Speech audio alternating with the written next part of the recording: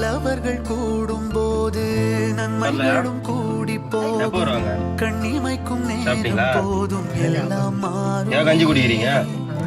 புன்னகையின் வாசம் என்று வரை பூமி மேலே நீங்க 2 பேர் தான் இருக்கீங்களா?